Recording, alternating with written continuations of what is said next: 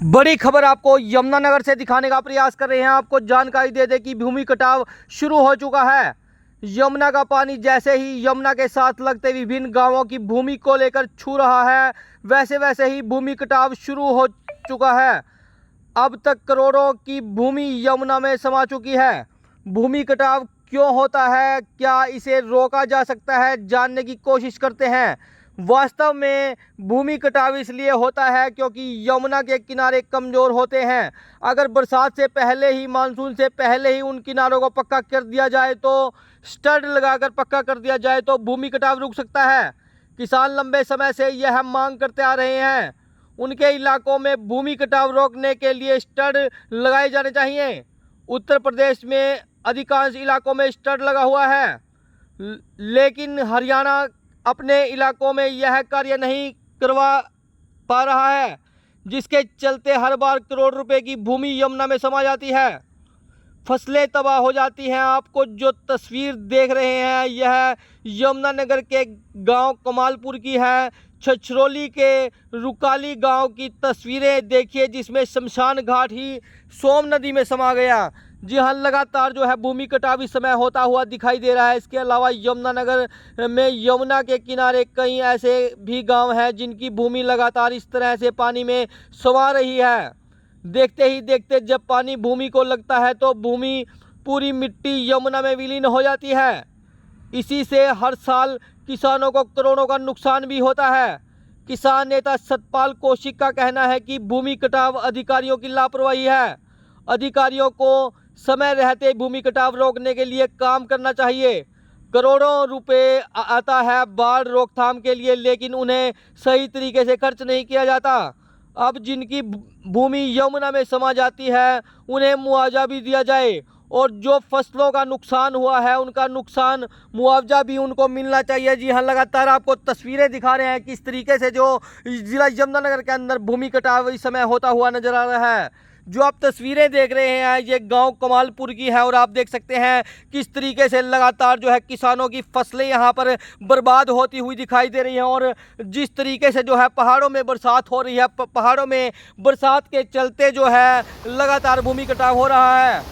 ये देखिए छछरौली के रुकाली गांव की तस्वीर है, जिसमें शमशान घाट सोम नदी में समाता हुआ इस समय दिखाई दे रहा है। ये आप देख सकते हैं किसानों के पेड़ भी जो है यहाँ पर लगे हुए हैं, और निरंतर फसलें जो है वो भी यहाँ पर लगी हुई हैं, और लगातार पानी आने से जो है फसलें भी बर्बाद होती हुई दिखाई दे रही हैं। किसानों को लाखों का जो है नुकसान वो भी यहाँ पर हो रहा है, और लगातार भूमि कटाव की तस्वीरें हम आपको दिखाने का प्रयास कर रहे हैं। और आप सभी से एक अपील जरूर करते हैं, वीडियो को जो है शेयर जरूर करें। ये आप देख सकते हैं किस तरीके से जो है भूमि कटाव लगातार तस्वीरों में आपको होता हुआ नजर आ रहा है। तस्वीरें आपको दिखाने का प्रयास कर रहे हैं किस तरीके से जो है शमशान घाट भी जो है वो पानी के अंदर समा जाता है। देखिए ये तस्वीर मैं आपको दिखाता हूँ कि किस तरीके से ये शमशान घाट है जो पानी में अभी जो है गिरता हुआ आपको दिखाई दे रहा है। देखिए दोस्तों किस तरीके से जो है शमशान घाट भी पानी में यहाँ पर गिर चुका है, और नदियाँ नाले जो है लगातार उफान पर दिखाई दे रहे हैं। ये आप देख सकते हैं तस्वीरें आपको दिखा रहे हैं किस तरीके से जो है लगातार जो है नाले, नदियाँ और हथरी कुंड बैराज में जो है लगातार वहाँ पर पानी छोड़ दिया गया है, और उसके सारे जो गेट हैं वो भी खोल दिए गए हैं। उसकी वजह से जो है पानी लगातार बढ़ता हुआ इस समय दिखाई दे रहा है। तस्वीरें आपको निरंतर दिखाने का प्रयास कर रहे हैं, और अपील जरूर रहेगी वीडियो को जो है शेयर जरूर करेंगे। आप आगे भी आपको तस्वीरें हम लगातार दिखाने का प्रयास करेंगे। ये आप देखिए किस तरीके से जो है नदियों में जो यमुना नदी है उसमें भी पानी जो है एक विशाल प्रारूप आपको दिखाई यहाँ पर दे रहा है। हमने पहले भी आपको एक वीडियो चलाकर दिखाई थी, जिसमें जो है यमुना नदी भी उफान पर दिखाई दे रही थी। ये देखिए तस्वीरें आपको लगातार दिखा रहे हैं किस तरीके से जो नदी नाले हैं वो इस तरह उफान पर है, और जो आसपास के गाँवों के लोग हैं, जो गांव हैं, उनमें जो है कहीं ना कहीं खतरा भी बना हुआ है, क्योंकि पानी इतना ज़्यादा है, उनको रोक पाना जो है वो बड़ा मुश्किल है। ये आप तस्वीरें देखिए किस तरीके से जो है पानी आपको चारों तरफ इस समय दिखाई दे रहा है। एक बड़ी खबर आपको यमुनानगर से दिखाने का प्रयास कर रहे हैं। जो आसपास के गांव हैं उनमें भी कहीं ना कहीं खतरा इस समय मंडराता हुआ दिखाई दे रहा है। तस्वीरें आप देख सकते हैं, तस्वीरें खुद बयां कर रही हैं कि किस तरीके से जो पानी है वो लगातार यहाँ पर बढ़ता हुआ दिखाई दे रहा है। नदी नाले जो है उफान पर है, और अस्सी कुंड बैराज में भी लगातार जो है सारे गेट यहाँ पर खोल दिए गए हैं, जिसके चलते यमुना नदी के अंदर भी जो है पानी लगातार बढ़ता हुआ दिखाई दे रहा है। ये तस्वीरें खुद बयां कर रही है कि किस तरीके से जो पानी है वो पानी की स्पीड देखकर आप अंदाजा लगा सकते हैं कि किस तरीके से लगातार आपको पानी यहाँ पर नजर आ रहा है। आइए एक बार बातचीत भी करने का प्रयास करते हैं। किसान नेता सतपाल कौशिक का क्या कहना है वो भी आपको सुनवाते हैं।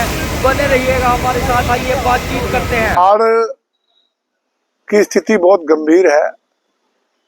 विशेषकर यदि सितंबर माह में बाढ़ आती है तो उससे किसानों का काफी नुकसान होता है, क्योंकि फसल कुछ पक चुकी होती है, कुछ पकने को तैयार हो जाती है।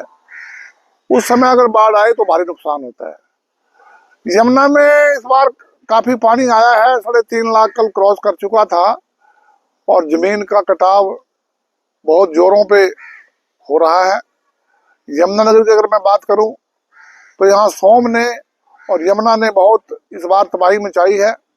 सैकड़ों एकड़ जमीन यमुना में समा चुकी है, उसमें पॉपुलर खड़ा था, फसलें खड़ी थी, किसानों को बहुत नुकसान हुआ है। अगर मैं कहूँ ये सारा लापरवाही के कारण हुआ है। सरकार जनता के पैसे से सैकड़ों करोड़ रुपए प्रतिवर्ष बाढ़ प्रबंधन के नाम पर, भूमि कटाव ना हो इसके नाम पर देती है, लेकिन सिंचाई विभाग सही तरह से काम ना करके उसको लिपापोती करके कागजों में दिखा के हजम कर लेते हैं और उसका परिणाम किसान को और स्थानीय लोगों को भुगतना पड़ता है।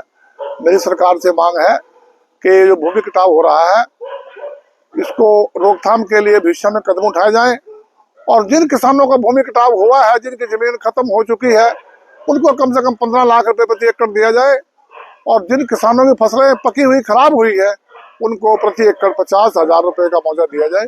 ऐसी मेरी सरकार से मांग है।